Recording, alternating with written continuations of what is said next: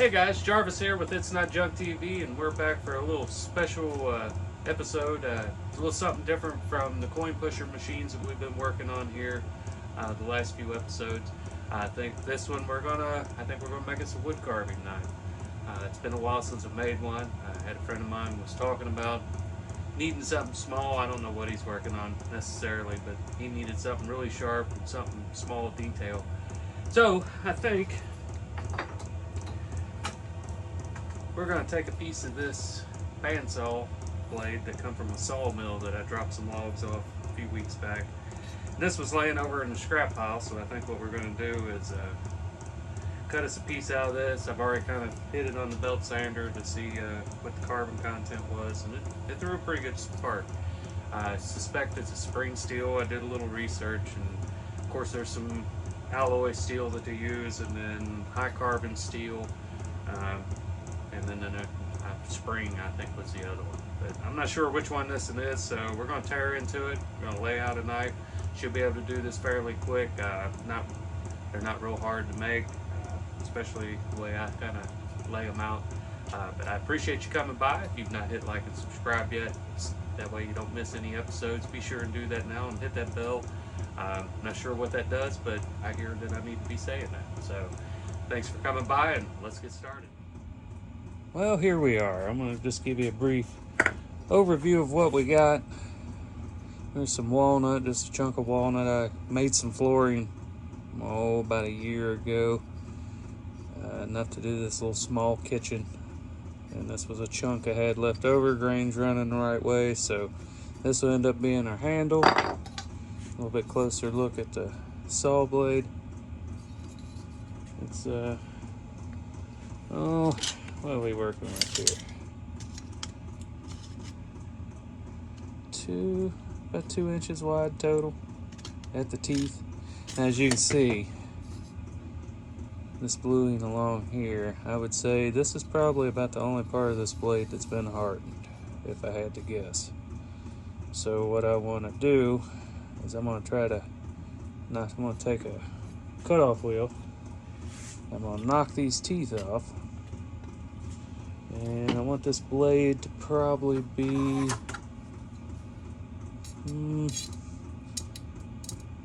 probably can't see that. It's probably ultimately going to end up being probably about a 1/2 inch wide. So somewhere, now it's going down at that lowest part. I want to kind of catch some of this, because like I say, they probably left this soft.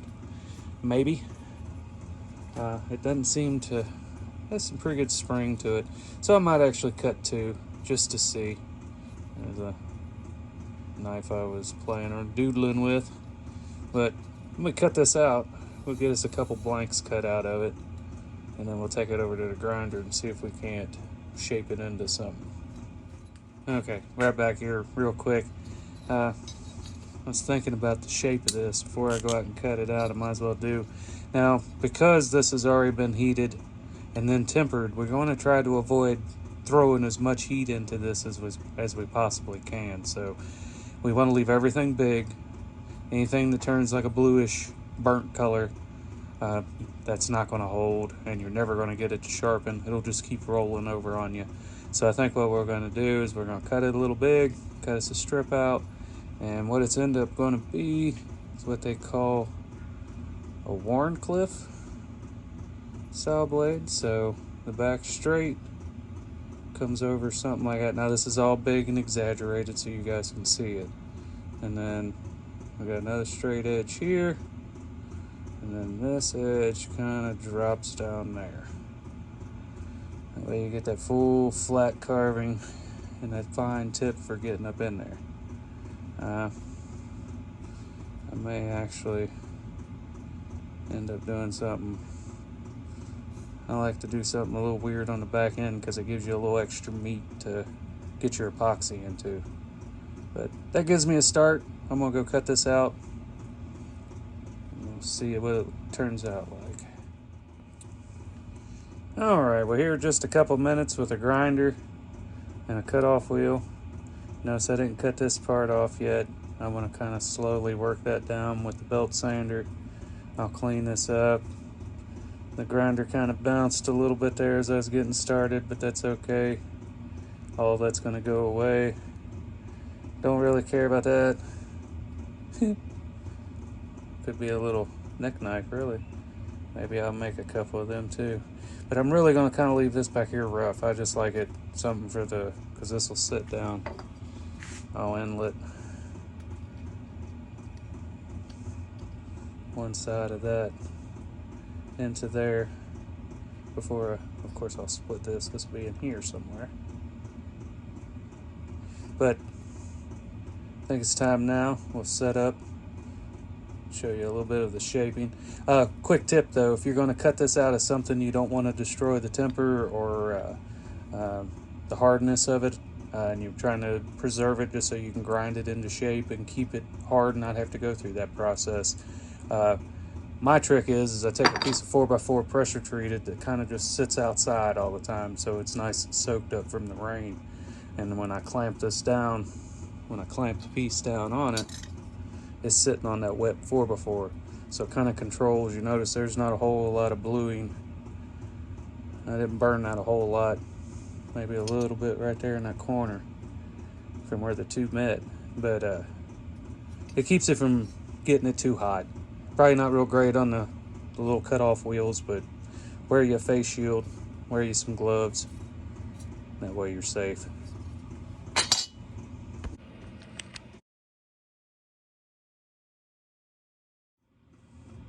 Alright, here about 3 more minutes of shaping. Starting to look a little more like something. I'm going to knock this hump down just a little bit. I don't like it being so humpback. Probably work this tip down just a tad bit finer. Starting to establish a little bit of the edge of the bevels. I tend to do a flat grind. I'm just trying to establish the center line here. Let's see, let me get a better view. So, I'm slowly starting to establish it there.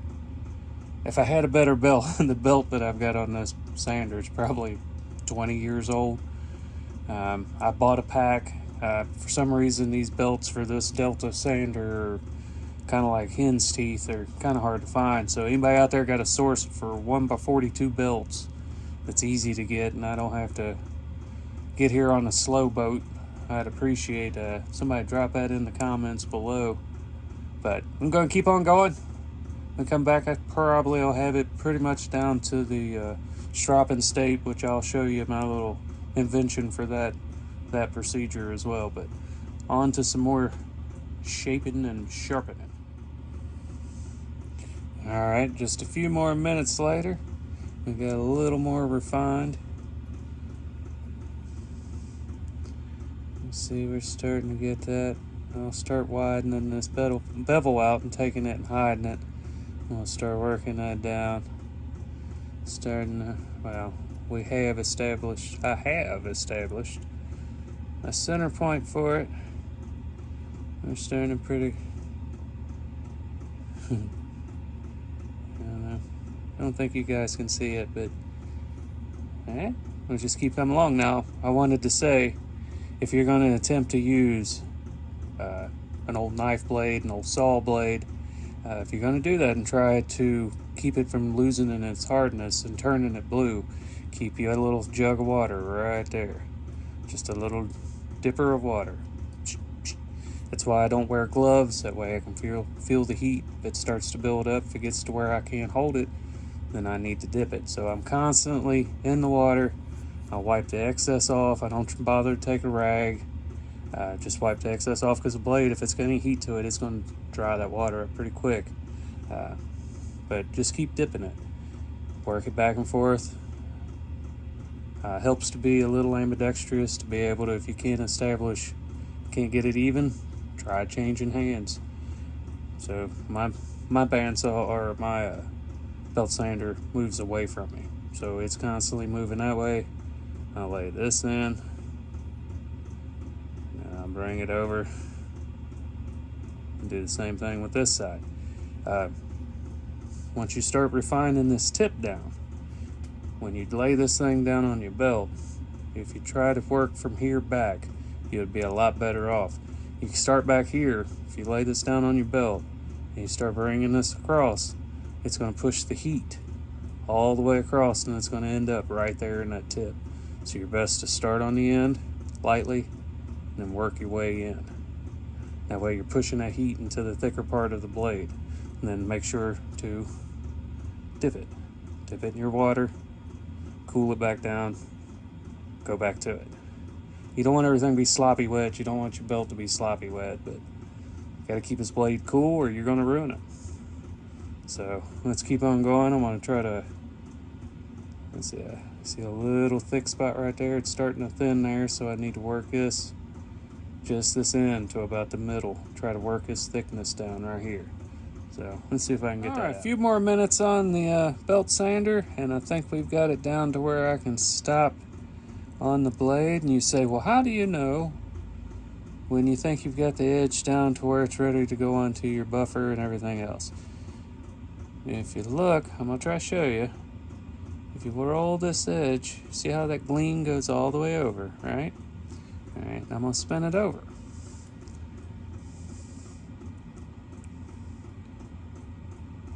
It's not really showing it. And there's a little bit of it right in there. You can see it.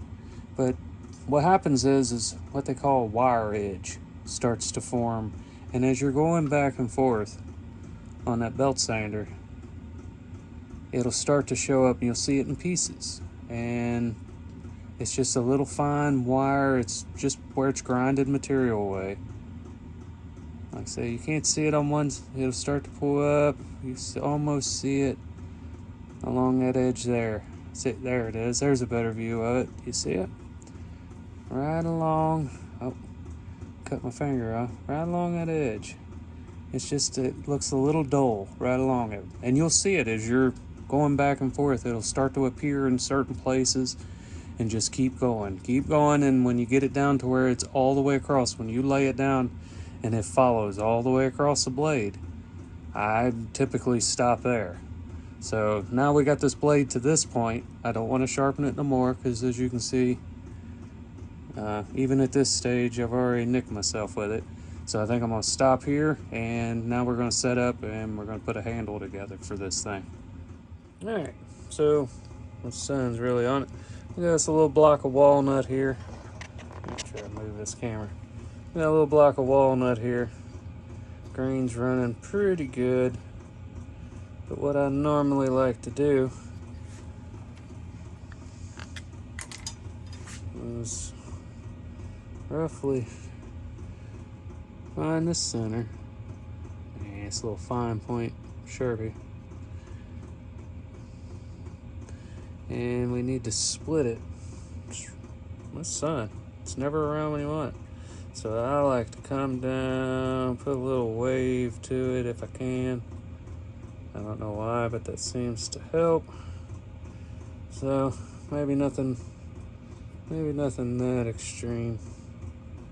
Something along those lines, as long as we end up in the center there, and the center there. I had an old knife maker tell me putting a little bit of a wibble wobble in it helped it glue up and was tighter. So I don't know. I just like to keep it something like that. So let me split this. Typically I would use a bandsaw, but I don't have one no more. The one I did have was not all that great, and the good one I had years ago, I sold it off to another wood carver just so he could do his rough outs and blanks. So let me see what kind of cutting implements that I have. Be kind of hard with a jigsaw. Could use a coping saw, but you're gonna get your shoulder work out. I don't know. Let me see what I can find. Well, I'm in luck. My neighbor, I forgot, he had a little bandsaw over there. Didn't make the cleanest. Sure didn't like that walnut. Blade kind of jumped off there a little bit. Kind of off-centered a little bit, but that's okay, because a lot of this is going to be hogged away. So what I'm going to do next is take my blade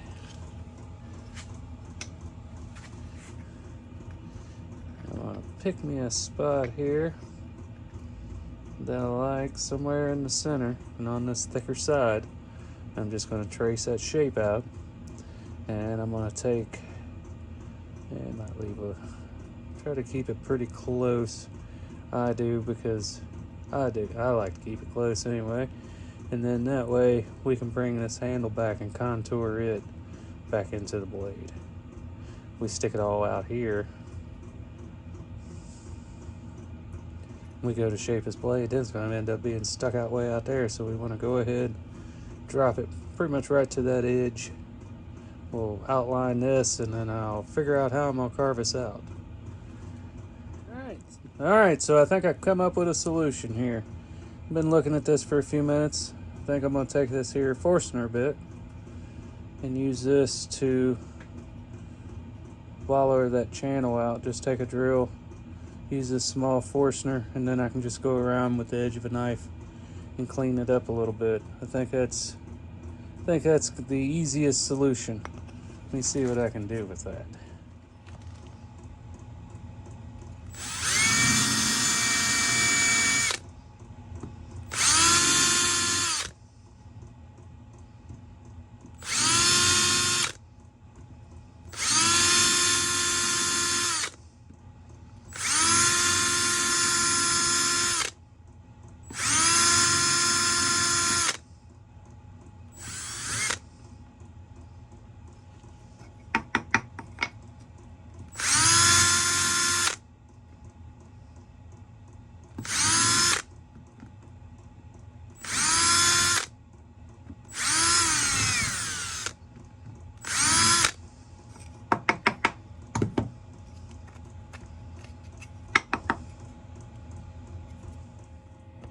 Alright, so I went ahead and got this inset in.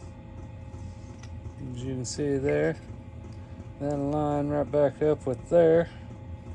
We'll get this epoxied.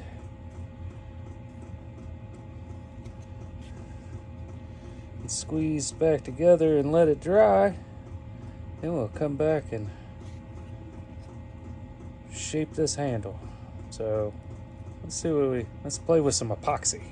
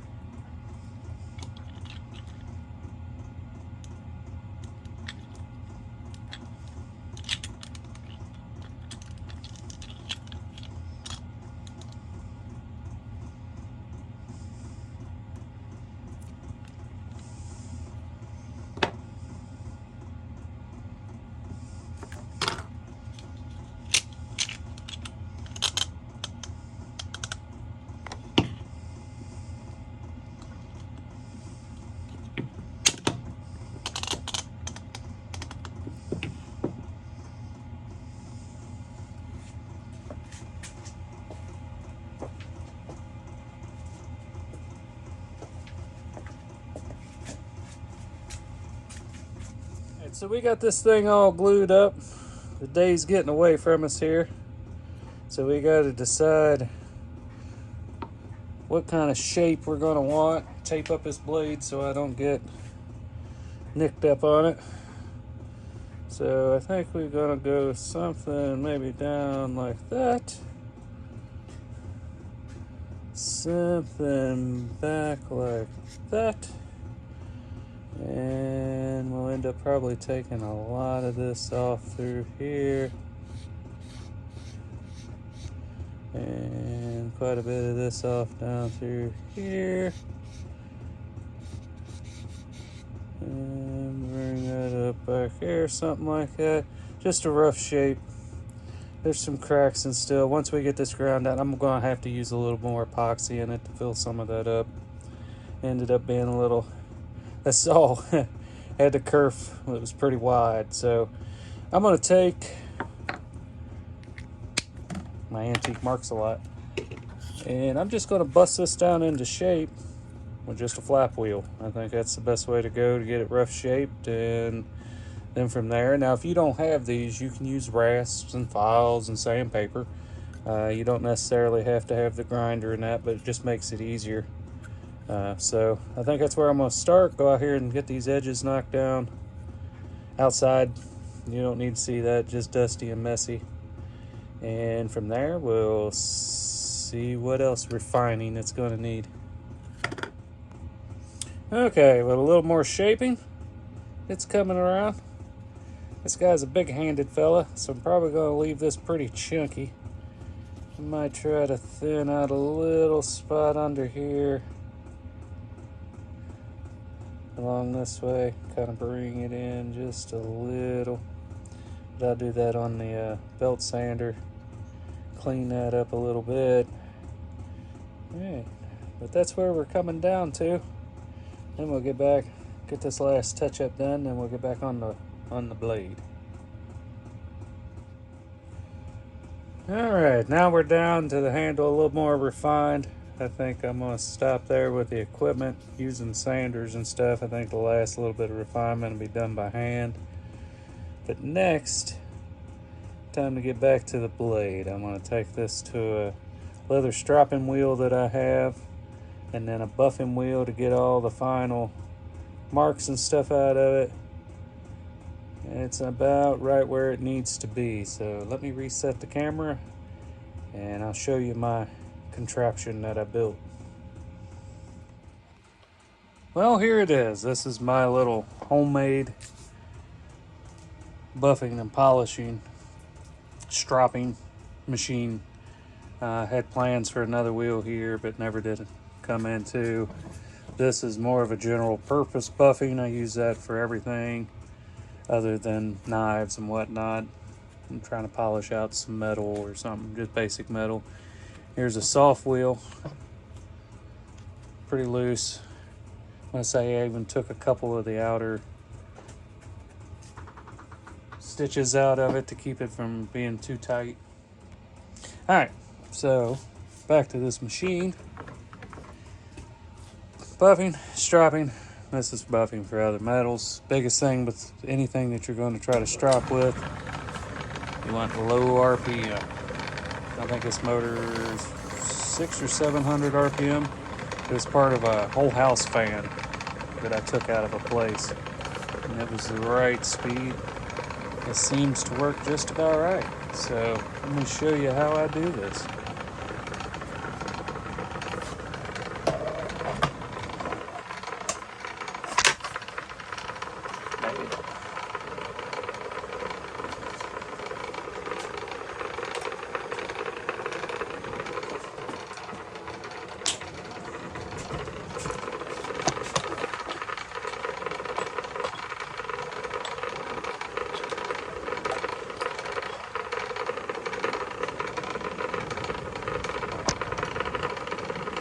Alright, that should do it. So, first thing we do, I use the white. It seems to be the finest. The green, if you're going with a really heavy, something that really needs a heavy polish, typically the white works fine.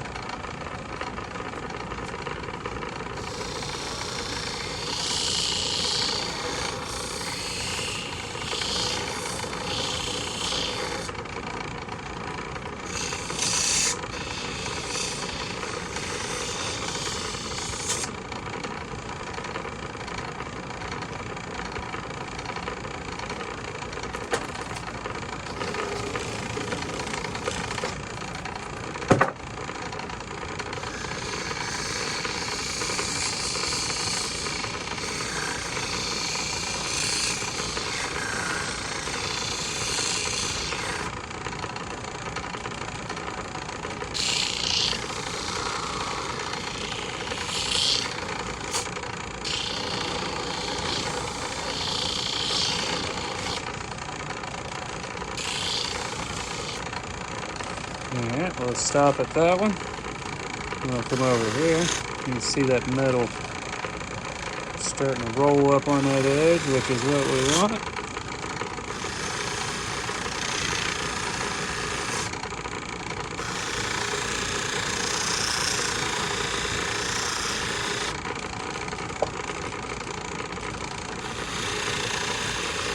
You want to keep good hand on this.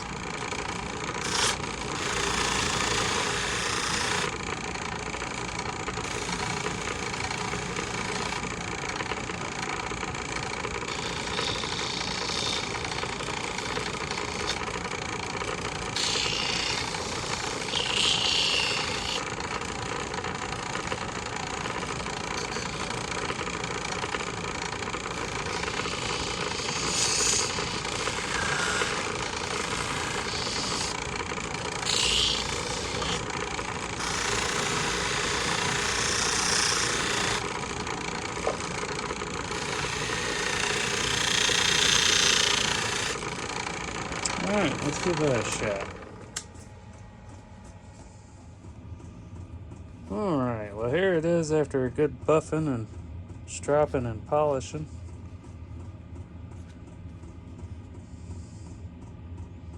A little tough to see. Might need another little strop or two. Let's I think this is some kind of linden, but there. Big, nice, clean cuts.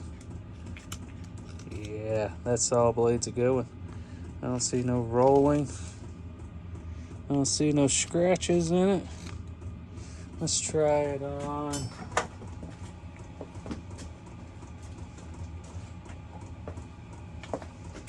don't know if anybody here has ever carved oh, why can't I remember the name of this now? Cottonwood bark. Look at that, nice and smooth. Not seeing any big gouges or scratches. Leaves a nice detailed cut. Let's see about a stop cut. There's your relief, or your cut, your stop cut, and a relief.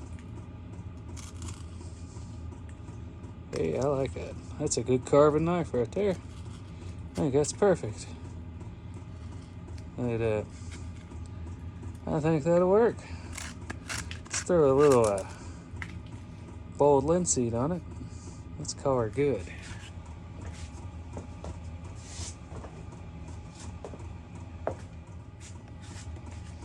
All right, we've got her down and sharp. I think what I'm gonna put on it is I got a little bit of this butcher block sealer here. Should be good on the hands. I'll give her a good rub down. Get all up in here. Get this stuff all smeared in good so it soaks it up.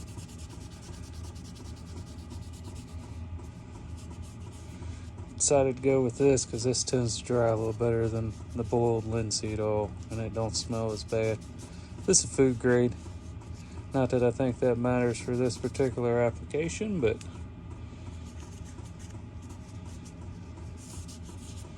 just keep on giving her a rub down.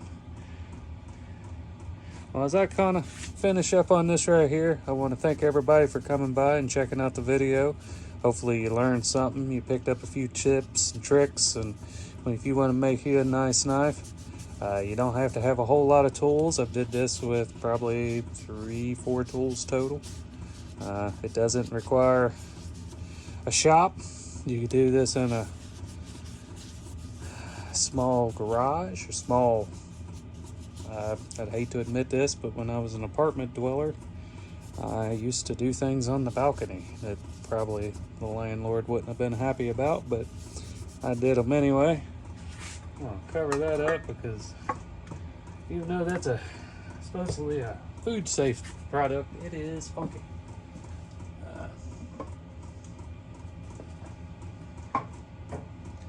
But this is what we ended up with. Cool little carving knife to pass along to somebody who's been wanting one. Got to reuse a piece of bandsaw blade as something that was in the scrap pile. Also, same thing with the handle. A little bit of epoxy, a couple hours worth of work, and there you go. We got a nice sharp blade with a point that we can get in and do some detail work with. Nice walnut handle. And that's how easy it is. Guys, I really appreciate you stopping by. This is Jarvis with It's Not Junk TV. Come back for the next one.